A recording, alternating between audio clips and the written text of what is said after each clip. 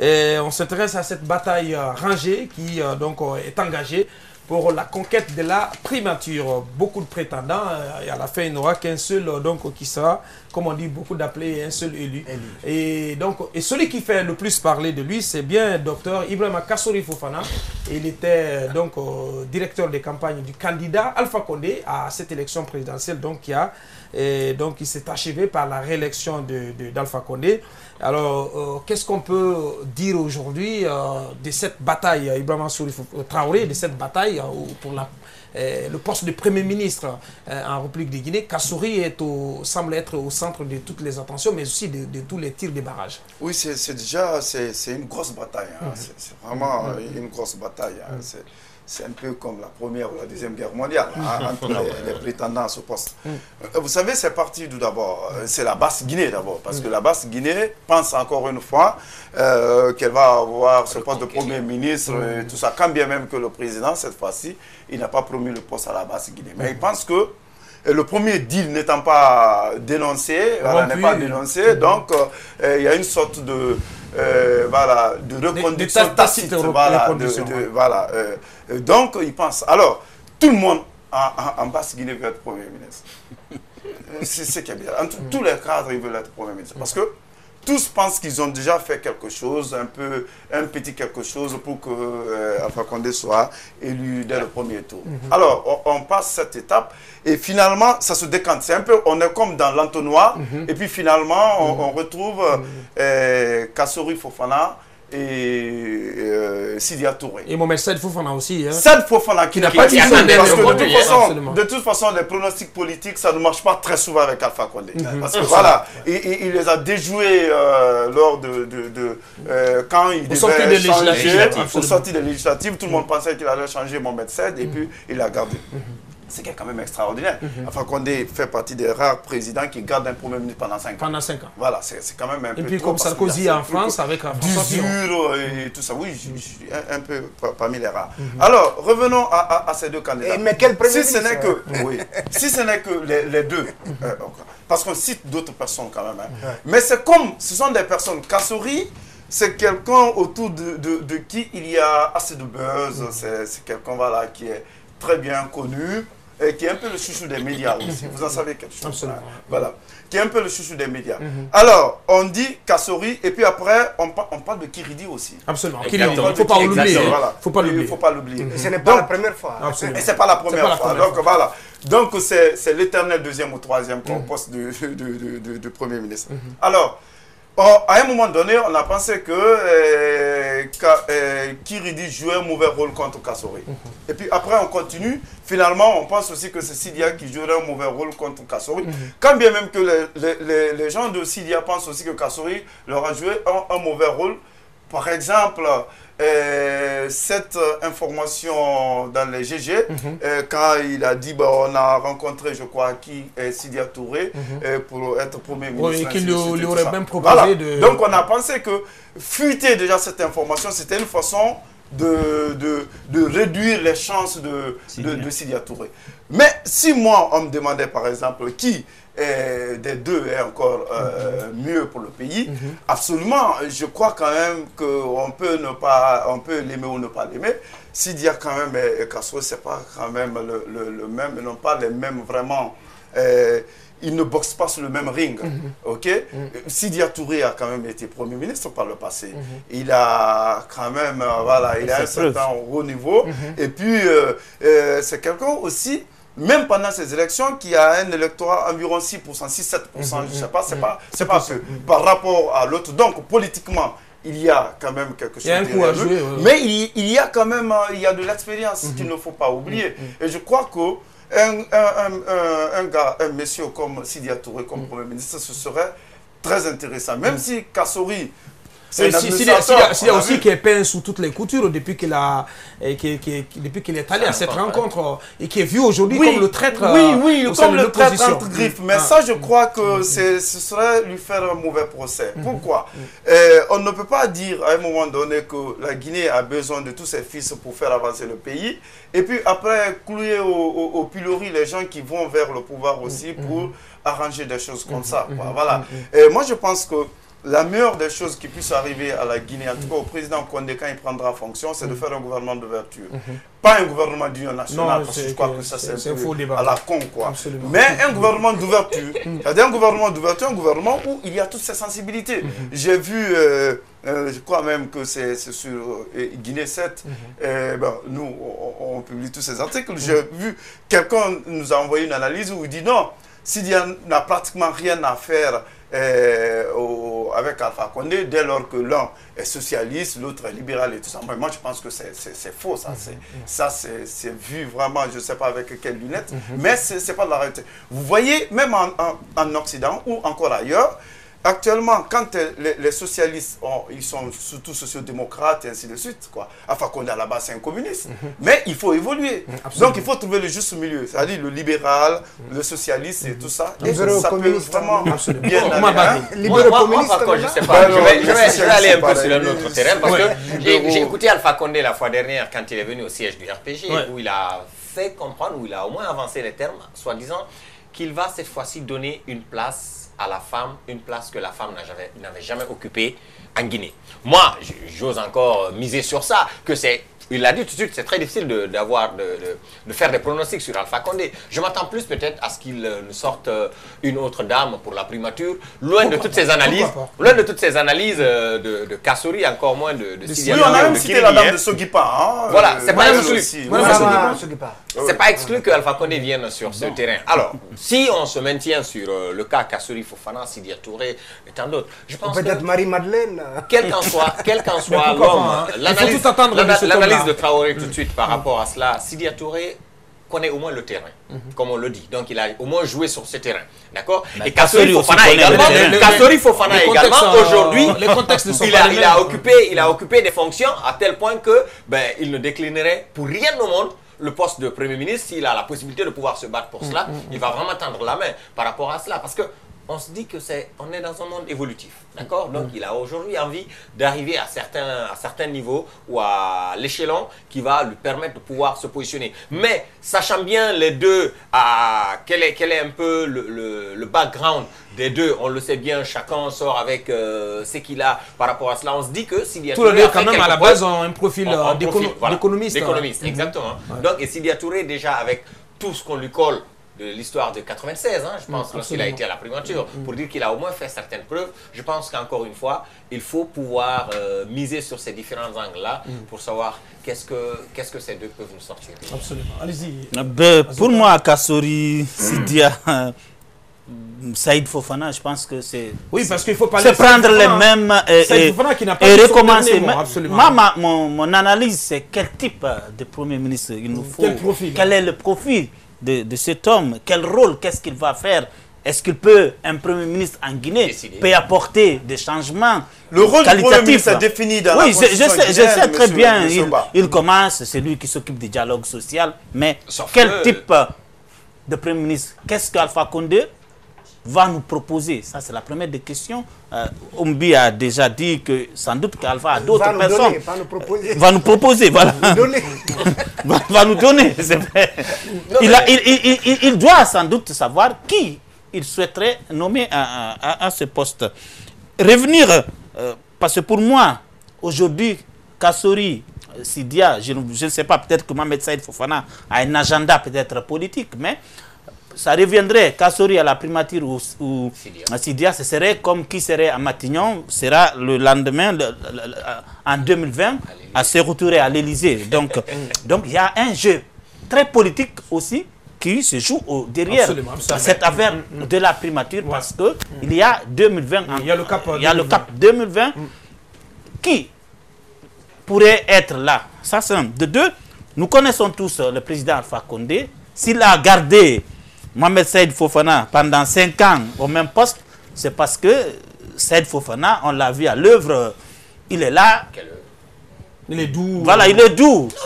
Un Sidia, un Kassory, ce ne serait pas facile. C'est une question non, ce n'est pas facile de les manipuler. C'est ce que je dis. Quand je dis on l'a vu à l'œuvre, il faut comprendre ce que je veux dire. Maintenant, pour avoir un Sidia Premier ministre ou un Kassory qui pourrait lui faire ombrage, même s'il n'a pas un agenda après 2020, on ne sait pas, puisque souvent dans la tête de nos chefs, il y a cette affaire de modification de la Constitution. Mais est-ce qu'ils pourraient accepter un Kassori ou un Sidia comme Premier ministre? C'est une question qu'on se pose. On attend de voir, mais l'idéal aurait été que le président nous dise réellement, voilà le profil du Premier ministre que je veux, voilà ce qu'il doit faire, et en fonction de ça, qu'ils prennent les gens en tenant compte de leurs compétences. Absolument. Pas parce qu'ils l'ont aidé à gagner en basse-côte, ou c'est la basse-côte à gagner des votants ou d'électeurs. L'essentiel, c'est qu'on ait un Premier ministre qui puisse impulser une politique de développement et que le pays aille de l'avant d'ici 2020. Absolument. Allez-y. Bon, par rapport au poste de Premier ministre, on assiste un peu à une sorte de primaire avant qu'Alpha Condé ne prenne son décret. Et moi, je pense que, bien évidemment, quand vous prenez Kassori et Sidia, comme certains l'ont dit, Sidia, on l'a vu à la tâche. C'est vrai qu'on a vu Kassori aussi, mais Sidia a plus fait bonne impression aux Guinéens que Kassori. C'est indiscutable. Et deuxièmement, prendre Sidia, ce serait ça a deux bénéfices. D'abord, l'expérience, l'efficacité qu'on connaît à Sidia, le régime Alpha Condé va en profiter. Et bien évidemment, la deuxième chose, c'est que ce serait une ouverture majeure. Une ouverture, un manque d'ouverture qu'on a souvent reproché à Alpha Condé au cours de son deuxième mandat. Mais son premier mandat. Maintenant, la question que je me pose, est-ce que Kassori, vous prenez Kassori, vous prenez Sidia, ce sont des personnages expansifs qui n'ont pas le tempérament et disons la sagesse que Mohamed Saïd Fofana a. Alors aujourd'hui, est-ce qu'on a besoin d'un Premier ministre technocrate pur jus, pur sucre, ou un Premier ministre qui va s'illustrer sur le front social? Parce que politiquement, je pense qu'Alpha Condé ne s'accommoderait pas d'un Premier ministre politique. Alpha, déjà, il est politique. Il est politique. Il a dit aux gens, conseillez-moi, donnez-moi des conseils économiques, mais quant à la politique, laissez-moi m'en occuper. Donc, est-ce que aujourd'hui, de quel type de Premier ministre nous avons besoin? Est-ce que c'est un Premier ministre qui va apaiser le front social et politique, où il y a quand même un malaise? Est-ce que c'est vraiment un économiste qui va uniquement penser économie dont on a besoin? C'est ce qui me fait dire que Mohamed Saïd Fofana, il ne faut pas le griller. C'est vrai que Alpha Condé, qui peut être vraiment c'est quand même. Je suis d'accord que Alpha Condé semble être un homme qui remplit. Surtout quand il faut aussi. Absolument. N'a pas fini. Absolument. Je pense qu'il doit être imbattable. Absolument. Mais moi, je voudrais. Talibé n'a pas fini, mais je voudrais quand même dire que ce serait aussi. Peut-être faire un petit mauvais procès à Alpha Condé que de dire que de penser qu'il ne peut pas s'accommoder d'une personne qui a l'étoffe de Kassori et tout ça. Mais il a Kassori comme ministre d'État depuis combien de temps? Il n'y a pas de clash. Oui, mais pas chef du gouvernement. Oui, mais pas chef du gouvernement, non. Parce que, attendez, n'est pas là. Il a Kassori directeur de campagne, il a Kassori vice-président du président. Il faut Kassori premier ministre. Mais en plus, Kassori, oui, mais c'est le nom. C'est la promotion de Kassori. On l'a dit à un moment donné. On a dit à un moment donné que Kassori, c'est quand même comme un Premier ministre bis. Dès lors que tout le monde sait que ce n'est pas les grandes amours entre Kassori et Saïd Fofana, même si Saïd Fofana. Mais un Premier ministre bis dont l'activité reste enfermé dans ses couturiers. Et quand il est chef du gouvernement, ce ne sera pas... Oui, mais il est dans ses couturiers, il n'y a pas eu d'implosion. C'est quand il y a naturellement, il n'y a pas eu d'implosion. Le palais de la Colombe n'est pas l'un de ses couturiers. C'est ce qui m'amène aujourd'hui. Oui, mais il était dedans. Ça n'a pas explosé à ses couturiers, mais pour autant, ce n'était pas la paix. Parce que vous savez qu'il y a toujours une rivalité rampante entre un Kassori comme je l'ai dit, qui veut exister, qui veut s'affirmer, forcément. Et Dr Diané, vous ne pouvez pas m'assurer que le courant passé à merveille. Et aujourd'hui, on est en train d'accuser, en ce qui concerne Kassori, le professeur Mohamed Diané, d'être celui-là qui torpillerait les chances de Kassori Fofana. Donc ça m'amène à poser cette question. Est-ce qu'aujourd'hui, un Premier ministre, Kassori Premier ministre, il a quelle chance de pouvoir réussir s'il n'a pas le soutien des hommes des qui classiques comptent, du RPG c'est une question importante. du président de la classiques du RPG. Est-ce que Sidya Touré, un peu les rapports de Kassori et de ces classiques-là, est-ce que Kassori l'a dit de vive voix. Il a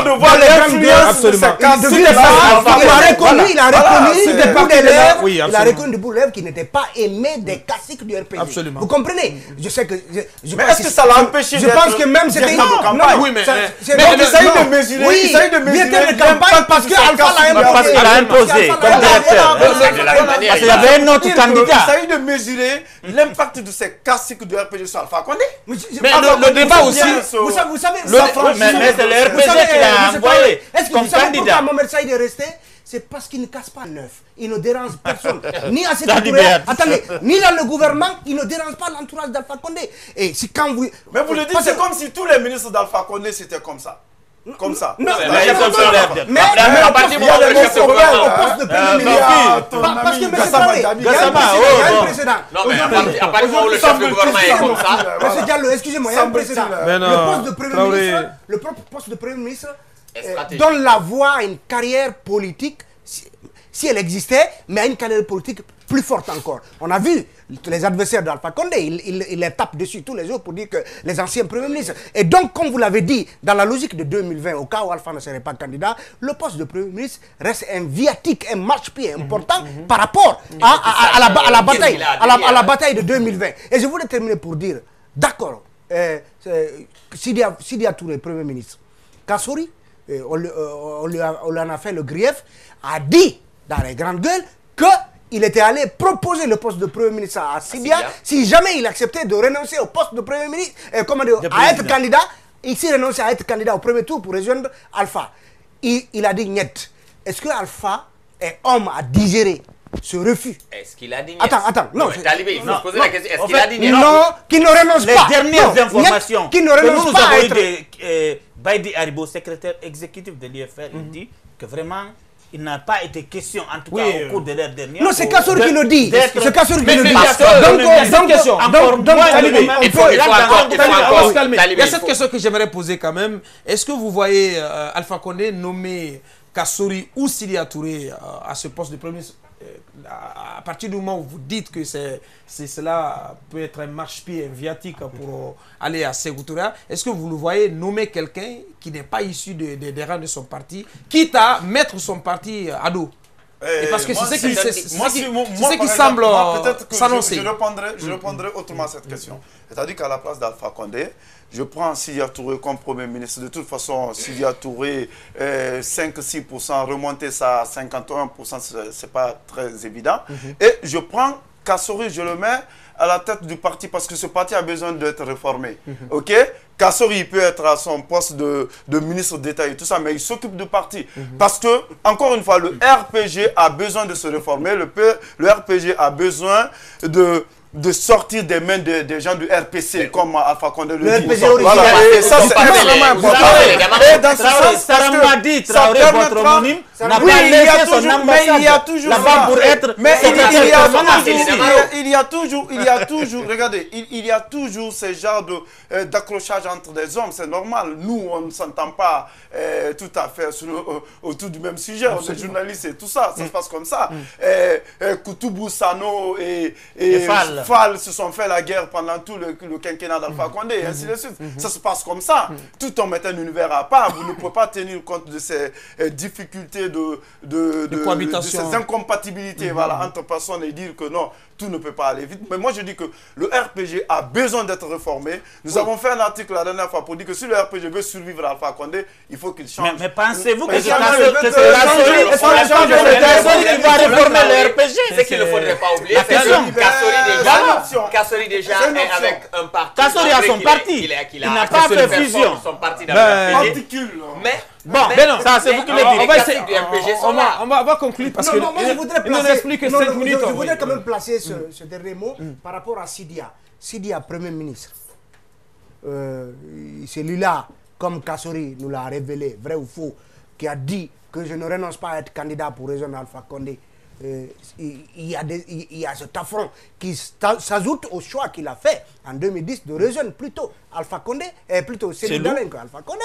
Et donc, est-ce que ce Sidia-là, Alpha le lui pardonnera au point de le nommer Premier ministre? Ça, c'est la première question. La deuxième, est-ce que Sidia, Premier ministre, il a beau être un bon cadre, un technocrate, est-ce que Alpha Condé d'abord lui laissera les mains libres?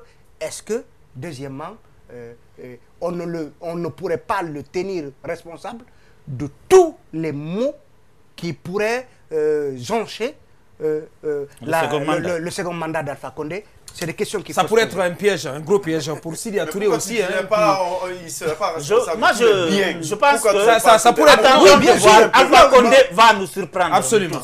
Il surprendra les Guinéens. Bien. Tout ça n'est La surprise pourrait être celle de nommer Sidia Touré comme Premier ministre, si ce dernier l'accepte, parce qu'il a souvent dit qu'il ne, comme Kouyaté, qu'il ne redoublerait pas la classe. On ne peut jamais. Mais en politique, on ne dit jamais. On n'est jamais sûr de quelque chose avec professeur Alpha Condé. Tout ça n'était que des conjectures. On va faire un dernier tour de table sur la Cour constitutionnelle qui se prononce. Toute l'attention des Guinéens est braquée sur cette institution. Que peut-on attendre d'elle? Est-ce qu'elle va vraiment surprendre ou est-ce qu'elle va dire le droit réellement? Bon, moi, je pense qu'elle va dire le droit. Je ne sais pas. Moi, je n'ai rien contre cette Cour constitutionnelle. C'est là où c'est son premier test. C'est là où je condamne un peu aussi l'attitude un peu de l'opposition qui dit que non, on ne va pas là-bas parce que les gens sont inféodés, les gens sont un peu collés à Alpha Condé et tout ça, je ne sais pas. Mais c'est leur première fois. Et puis je crois qu'ils doivent bénéficier de cette présomption entre griffes d'innocence entre griffes. Absolument. Voilà. Bénéfice du doute. Ils doivent bénéficier un peu de ce doute-là. Parce que de toute façon, pendant la campagne, ils ont pris 1 ou 2 actes comme ça. Ils ont rétabli, je crois, des partis d'opposition, l'UFDG et le PDN. Absolument. Et puis, parce que la constitution guinéenne dit que c'est par décret on doit nommer les gens de la Cour suprême. Monsieur Sidia Touré était là, il les aurait nommés, c'est ce que la constitution dit. Monsieur Cellou Dalein était là, il les aurait nommés. Mais c'est quand même pas très gentil à tout moment de dire que non, l'autre absolument... il n'est pas honnête, il n'est pas sérieux et tout ça n'est pas... J'ai vu l'UFDG par exemple a une kyrielle de griefs comme ça contre les élections, mais je crois que c'était intéressant de les porter au niveau de la Cour constitutionnelle. Donc, je pense que la Cour constitutionnelle dira le droit et puis ben voilà, et c'est ce qui nous aidera de toute façon. Vous la voyez aller jusqu'à annuler ce scrutin? Je dis qu'elle dira le droit. Maintenant, est-ce que le droit c'est d'annuler le scrutin? Bien. Allez-y, Omar Bara. Bon, comme on le dit, le bénéfice du doute, c'est le premier test pour cette Cour constitutionnelle. Je pense qu'il serait très difficile ou encore un peu maladroit de leur faire un mauvais procès avant même qu'ils ne se prononcent. Je pense que le premier test, il y a toujours ce bénéfice de doute. On leur laisse encore une fois une chance pour voir, comme on le dit, pour surprendre les Guinéens. D'accord? Moi, je m'attends à une grande surprise de cette Cour constitutionnelle. Sans pour autant oublier... Ça dépend. Non, surprise dans quel terme? Surprise dans quel sens? La majorité des Guinéens aujourd'hui s'attendent à ce que... qu'on considère la chose comme étant une cour constitutionnelle inféodée, une cour constitutionnelle qui est sous encore sous les bottes du pouvoir en place et tout ce qu'il y a. Je me dis qu'elle peut bien surprendre pour dire ben non, c'est pas le cas. Voici ce qu'on dit parce que voici ce que les textes nous disent et voici les réalités du terrain. D'autant plus qu'elle aussi, cette cour constitutionnelle, elle a déployé ses observateurs sur le terrain. Oui, c'est ce que je dis. Elle devrait Maintenant, elle va pouvoir se prononcer juger de la validité en fonction de ce qu'elle a. En fonction de ce qu'elle a. Maintenant, vous posez la question tout de suite. Est-ce que on peut s'attendre à ce que la Cour constitutionnelle annule ces élections? Il faut d'abord s'attendre à ce qu'elle a comme plainte à son niveau. Hein, parce que pour l'annuler, il faut forcément qu'on se retrouve face, soit d'abord à des manquements qu'il appelle à l'annuler. Par les 3 candidats, c'est l'annulation du scrutin. C'est pourquoi pour ceux qui ont porté plainte, pour ceux qui ont porté recours au niveau de la Cour constitutionnelle, c'est d'annuler. Maintenant, est-ce que le poids l'impose ou encore pousse la Cour constitutionnelle à l'annuler? C'est toute la grosse question qu'il faut se poser et l'attendre. Je pense que cette Cour aura de la matière. Vous l'avez rappelé, elle a déjà ses 36 représentants qui étaient sur le terrain pour voir le déroulement du processus. Il y a eu les requêtes qui ont été déposées par, je crois, 3 partis politiques, le PDN, le Bloc libéral et le parti groupe. Elle a 2 possibilités. Hein. Si on dit la loi, c'est que c'est d'annuler ou de valider. La possibilité la plus plausible, c'est que la Cour validera cette élection. Peut-être qu'on aura une réduction ou une augmentation des pourcentages obtenus par les différents candidats. Si les candidats qui ont déposé ces recours ont vraiment bien fait dans la règle et avec la forme qui s'y est, fait des requêtes, la Cour pourrait considérer ces requêtes, en tenir compte. Mais je ne vois pas cette Cour... Pour vous, il n'y a pas de surprise non, déjà c'est plus de 500 et quelques milliards de francs guinéens qu'on a dépensés pour... ça, et ce n'est pas l'argent de la Guinée seulement. Et donc, il faudra 90 jours pour organiser une autre élection. Dans quel contexte? Un pays où déjà il y a des clivages politiques, où le principal parti de l'opposition qui a obtenu 31% a refusé de déposer des requêtes auprès de cette Cour. Ce que beaucoup d'observateurs pensent n'était pas bien fondé, parce que le mieux aurait été de saisir cette Cour et de la suite. Donc je pense qu'il faut s'attendre à ce que la Cour peut-être réduise, augmente les pourcentages obtenus par les différents candidats, mais une annulation de ce scrutin, ça serait utopique. Voilà. Merci de me passer le mot. Moi, je pense que... la question c'est que ce que j'ai recherché beaucoup plus, c'est vos points de vue, parce qu'on a fait cette émission la semaine dernière où carrément les gens sont tombés à bras raccourcis sur la CENI. On est arrivé à la conclusion que c'était une élection qui a été très mal organisée. Mais est-ce que de ce point de vue-là, de ce constat-là, il revient à la Cour constitutionnelle de prendre ses responsabilités, hein, au visa de ce désordre du capharnaüm qui a entouré cette élection, l'organisation en tout cas, pour annuler cette élection? Écoutez, moi je pense que la Cour suprême, la Cour constitutionnelle sera face un peu à sa conscience, et je pense qu'elle va certainement nous dérouler un texte, un certain nombre de constats dans son arrêt, avant de confirmer ou d'infirmer ou de, disons, réaménager les chiffres qui ont été donc publiés par la CENI. Mais je suis de ceux qui seraient très surpris que la Cour constitutionnelle décide d'annuler le scrutin. Ce qui est important, c'est qu'à défaut de cette annulation, comme le souhaite l'opposition, est-ce que c'est fondé de demander que l'élection soit annulée?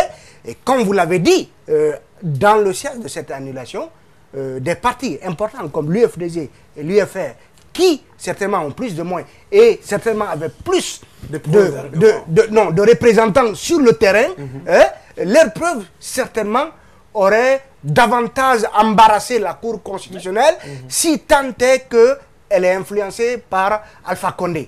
Et donc, aujourd'hui que ce n'est pas le cas, c'est une sorte de pain blanc qu'on donne à Alpha Condé, et c'est faciliter également la tâche à cette Cour constitutionnelle. Maintenant, dans son arrêt, ça me surprendrait que la Cour constitutionnelle donne un arrêt qui renvoie un peu, disons, au texte que Bakary Fofana nous a lu lors de la présentation, de la publication des résultats, parce qu'il a balayé des revers de la main tout ce qui a été fait comme reproche dans le cadre de l'organisation. Donc, l'arrêt que la Cour constitutionnelle sera important à ce point qu'à défaut d'invalider cette élection, qu'elle nous dise réellement qu'est-ce qui n'a pas marché, pour que nous nous en approprions et que lors du prochain scrutin et de tous les scrutins qui viendront avant la présidentielle, que nous puissions travailler à corriger ces imperfections. Puisqu'il faut rappeler que si vous prenez par exemple le rapport de l'Union européenne, le rapport qui a été publié par l'Union européenne sur les insuffisances du processus électoral guinéen en 2013, pratiquement le rapport préliminaire reprend in extenso l'ensemble de ces griefs. Ça veut dire qu'il n'y a pas eu assez d'amélioration, il n'y a pas eu d'effort pour corriger ces problèmes. Donc espérons que, à défaut d'annuler l'élection, que la Cour constitutionnelle nous dise clairement dans ce rôle, puisque c'est son baptême du feu en termes de proclamation des résultats, donc qu'elle nous dise ce qui n'a pas marché, afin que tous nous nous employions à travailler à corriger ça, parce que le bien de notre démocratie réside dans sa capacité à travailler, à parfaire ces élections au jour le jour, scrutin après scrutin. Il faut espérer donc qu'à défaut d'une invalidation du scrutin, que voilà, l'arrêt de la Cour constitutionnelle aide à qualifier le système électoral guinéen. Comme l'a dit Talibé Bari, qu'à défaut d'une invalidation du scrutin, que sa décision, son arrêt, aide en tout cas à qualifier pour l'avenir le système électoral guinéen. Merci à vous tous qui nous avez regardé depuis Fria, depuis Mamou et Télémélé. Merci donc de l'attention. On participait à ce débat. Ibrahima Sori Traoré de Guinée7.com, Azokaba de Lynx FM et de Guinédirect.org, Talibé Bari, City FM, le journal La République, et Oumar Bari d'Espace Fouta. Merci à l'équipe de cadrage et à l'équipe de montage. On se reprend le dimanche prochain pour un autre numéro. Portez-vous bien. Au revoir.